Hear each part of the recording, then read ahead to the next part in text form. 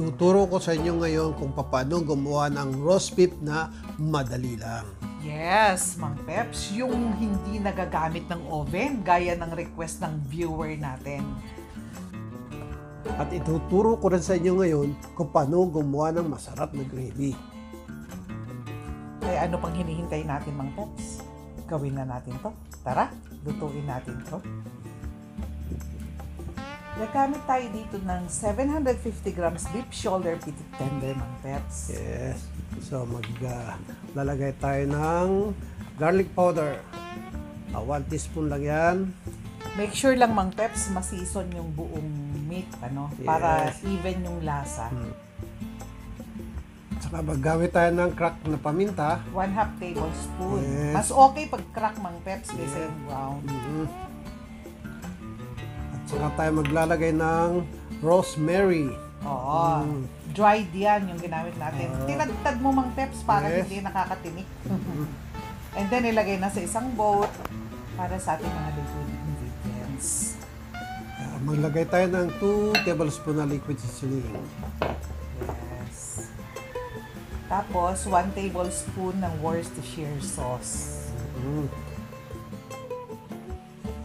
2 tablespoon na olive oil. Oo, pag walang olive oil, wag nang problemahin kasi pwede naman kahit anong cooking oil. And then, i-marinate natin for 30 minutes. Mas matagal, mas okay. Pan-grill natin, Mang Peps. Kailangan mainit yung ating kawali.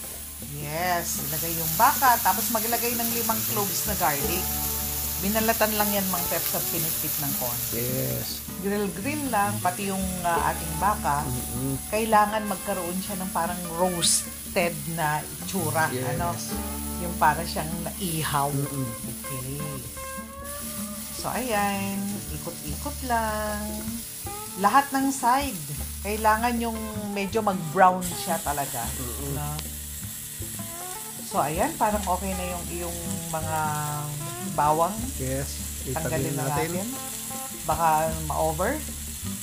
So, pero yung baka, continue pa natin. Kasi ang gusto kong ma-achieve, yun talagang para siyang inihaw, Mang Peps. Ayan, ganyan. Yan yung ating gustong ma-achieve. Yes. So, pag ganyan na, i-set aside na po natin. Gagamit tayo ng pressure cooker para mabilis. Yung ating tubig, Mang Peps, ay ka-level lang nung karne natin. Yes. Okay. 2 tablespoon na kikuman. Soy sauce yan, Mang Yeah. Peps. Kaya lang pwede silang gumamit ng ibang brand. Huwag problema kung wala. Saka maglagay tayo ng 1 tablespoon na liquid seasoning. Tapos yung ating roasted garlic. Yes. Peps. And then, isang beef cube. Yes. Tapos, takpan natin at i-pressure cook natin ng 30 minutes. O habang naghihintay tayo, Mang Peps, gawin na natin yung ating veggies. Yes. Steam natin. So, 100 grams na broccoli ito. And then, 80 grams na carrot. Yes. 2 minutes lang, Mang Peps, ang steaming time. Kailangan nagbo-boil na yung tubig, ha, bago ilagay. Ayan, Mang Peps, 2 minutes na. I-set aside lang. Yes. 30 minutes na rin yung ating pressure cooker, Mang Peps. So, patayin na yung apoy. And then, hayaan lang po, wag bubuksan hanggang sa mawala yung pressure sa loob. Yes. Oh, ayan, wala nang pressure. Pwede na ating buksan. Yan. Ang lakas ng ulan, Mang Peps. Naririnig yung mga kulog. Okay, yan. So, malambot na yung ating beef. I-rest lang natin yung beef ng 5 to 10 minutes. Then, yung pinaglagaan sa laing. Gawin na natin yung gravy. Kaya maglagay ng 1.5 tablespoon na oil. 1 tablespoon na butter. Saka lagay natin yung sibuyas. Tinagtad-tapi na po yan, ha? 1 medium lang yan. Tapos, isaute lang natin hanggang sa translucent na siya.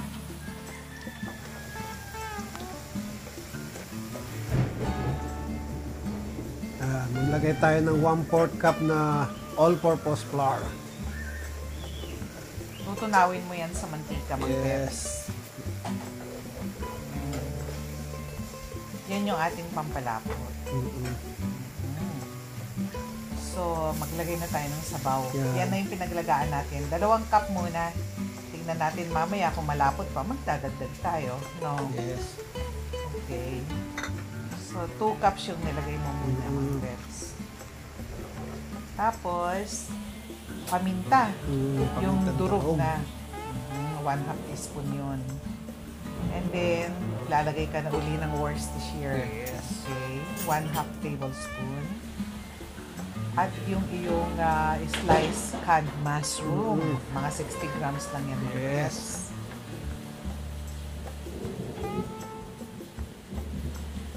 Yan yung parsley mo na tinagtad. Pinagtad. Oo, 2 tablespoon yan.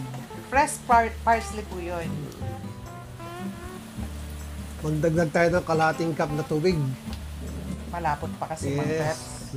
So, kailangan, ayan, ganyan lang dapat ang consistency. So, tikiman na. Okay, perfect. Ayan. Yummy. Yummy na. Yummy na. Okay? So, islice na natin yung ating beef, Mang Peps, na rest na yan ng 5 to 10 minutes. Kaya malamig na yan. Okay? So, ayan. Tingnan nyo po. Moist po yung loob, pero malambot siya. Yes. Diba? Ayan po. Ganyan lang. Bahala kayo sa laki. And then, i-plating natin. Tingnan nyo yan. Tingnan nyo yan. Walang oven, pero meron tayong roast beef. Tapos, mabilis kasi pre-pressure cooker. Saka maglagay tayo ng sauce. sa Huwag ibabaw. masyadong pakarami kasi magsiserve tayo nakasama yung gravy. Okay? So, tapos na naman tayo, Mang Peps. Maraming salamat po. Sana naibigan nyo ang version namin ng roast beef na walang oven at napakadali. Thank you! Thank you po.